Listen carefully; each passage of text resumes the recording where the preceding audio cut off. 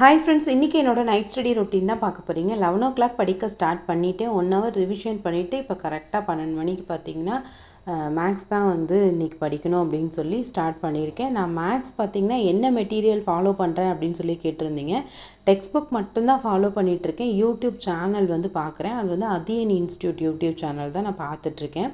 இப்போ compound interest, கூட்டு வட்டி அப்படின்னு ஒரு டாபிக் நான் பார்க்க போகிறேன் அப்படின்னா அதில் வந்து 4 பார்ட் இருக்குன்னா அந்த 4 பார்ட்டையும் அன்றைக்கே முடிஞ்ச வரையும் பார்த்துருங்க. பார்த்துட்டு அதோட ப்ராக்டிஸ் செம்ம ட்ரை பண்ணி பாருங்கள். ஸோ அப்படி படித்தா மட்டும்தான் இப்போ டைம் வந்து ரொம்ப கம்மியாக இருக்கிறதுனால அன்றைக்கே அந்த டாப்பிக்கை முடிச்சிட்டோம்னா நமக்கு ரொம்பவே ஈஸியாக இருக்கும். இந்த மாதிரி தான் நான் படிச்சுட்ருக்கேன். அப்புறம் நிறைய பேர் வந்து மார்னிங் படிக்க டைம் இல்லையா, ஏன் நைட் வந்து படிக்கிறீங்க, ஹெல்த் இஷ்யூஸ் வராதான்னு சொல்லி கேட்குறீங்க. 3 குழந்தைங்க இருக்காங்க. ஸோ வீட்டு வேலை பார்த்துட்டு மார்னிங் வந்து படிக்கிறதுக்கு டைம் இருக்கும், பட் ரொம்ப கம்மியாக கிடைக்கும். ஒரு 3 hours 4 hours அந்த மாதிரி தான் கிடைக்கும். அந்த டைமில் ஏற்கனவே படித்த டாபிக் வந்து ரிவிஷன் பண்ணிக்கிட்டு டெஸ்ட் அட்டன் பண்ணி பார்த்துக்கிட்டு இந்த மாதிரி தான் என்னால் பண்ண முடியும். ஸோ நைட்டு படிக்கிறதுனால ஆஃப்டர்நூன் கொஞ்சம் ரெஸ்ட் எடுத்துப்பேன். ஸோ இதனால் மார்னிங் வந்து ரொம்பவே டைம் வந்து கம்மியாக இருக்கும். ஸோ அதனால தான் வந்து நைட் ஸ்டடி நான் படிக்கிறேன். ஹெல்த் இஷ்யூஸ் வராதா அப்படின்னா ஒரு விஷயம் ஃபஸ்ட்டு செய்யும்போது கொஞ்சம் கஷ்டமாக இருக்கும். அதுவே ப்ராக்டிஸ் ஆகிடுச்சு அப்படின்னா அது உங்களுக்கு பழகிடும். நல்ல ஹெல்த்தியான ஃபுட்டு, நிறைய தண்ணி குடிச்சிட்டு நம்ம பாடி வந்து கண்டிஷனை மெயின்டைன் பண்ணோம்னா நமக்கு எந்த விதமான ஹெல்த் இஷ்யூஸும் வராது. எனக்கு வந்து நைட் ஸ்டடி படிக்கிறது தான் ரொம்ப கன்வீனியண்ட்டாக இருக்குது. அதனால் வந்து நான் நைட்டு படிக்கிறேன். உங்களுக்கு வந்து ஹெல்த் இஷ்யூஸ் வரும் அப்படின்னா நீங்கள் உங்களுக்கு ஏற்ற மாதிரி கன்வீனியண்ட்டான டைமில் படிங்க. அப்புறம் நிறைய பேர் நைட்டு படிக்கும்போது எப்படி தூக்கத்தை வந்து கண்ட்ரோல் பண்ணுறது அப்படின்னு சொல்லி கேட்டிருந்தீங்க. ஸோ அவங்களுக்காக ஒரு சில விஷயங்களை ஷேர் பண்ணிக்கிறேன். நம்ம ஒரு விஷயத்தை, நம்ம ஒரு எய்மை வந்து நம்ம ரீச் பண்ணணும் அப்படின்றதுக்காக நம்ம போராடிக்கிட்டு இருக்கோம் அப்படின்ற ஒரு விஷயம் நம்ம மனசில் எப்போவுமே ஆழமாக இருக்கணும். நம்ம மைண்டு சில நேரத்தில் டிஸ்ட்ராக்ட் ஆகும். அதாவது படிச்சுட்டு இருக்கும் போது மொபைலில் வேறு ஏதாவது ஒரு வீடியோட நோட்டிஃபிகேஷன் வந்தால் உடனே நம்ம அதை போய் பார்க்கலாமா அப்படின்னு சொல்லி நமக்கு தோணும். அந்த மாதிரிலாம் நம்ம டைவர்ட் ஆகாமல் இருக்கணும்.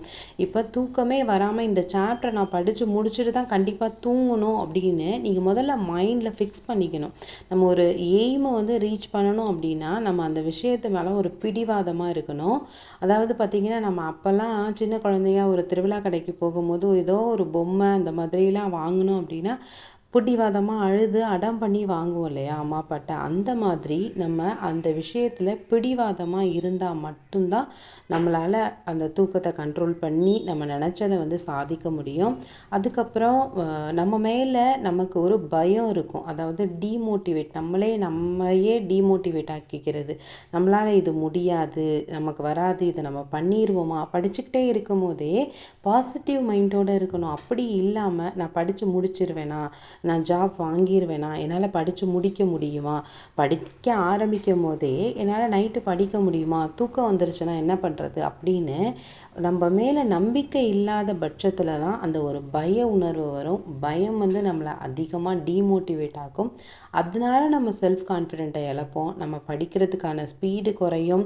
ஸோ தூக்கம் வர அப்போ மைண்டு வேறு எதையாவது திங்க் பண்ணும்போது நமக்கு கண்டிப்பாக தூக்கம் வர சான்சஸ் இருக்குது. ஸோ இதெல்லாம் கண்டிப்பாக குறைச்சிக்கோங்க. அதுக்கப்புறம் கடந்த காலத்தை பற்றி அதிகமாக நினச்சிட்ருப்போம். நம்ம வந்து அப்போ அதை பண்ணியிருந்துருக்கலாம், இப்போ இவ்வளோ கஷ்டப்படாமல் இருந்திருக்கலாம், இப்போ இதை பண்ணியிருந்துருக்கலாம் அப்படின்னு சொல்லி நம்ம பாஸ்ட் டென்ஸில் நடந்த விஷயத்தை அடிக்கடி நினச்சி நம்ம மேலே நமக்கே நம்பிக்கை இல்லாமல் போயிடும். நம்ம பாஸ்ட்டில் நடந்த சந்தோஷமான நிகழ்ச்சியை நினைக்கிறத பற்றி தவறில்லை. நம்ம லைஃப்பில் நடந்த சேடான விஷயம், நம்ம தோல்விகள், இதையே அதிகமாக அதை அப்படி பண்ணியிருக்கலாம்ல அப்படின்னு சொல்லி அதிகமாக நினச்சி பார்க்கும்போது நமக்கு நம்ம மேலே நம்பிக்கை இல்லாத ஒரு நிலை உருவாகும். ஸோ படித்து நைட்டில் வந்து படிக்கும்போது இந்த மாதிரி தேவையில்லாத விஷயங்களை யோசிக்கும் போது கண்டிப்பாக தூக்கம் வரும்.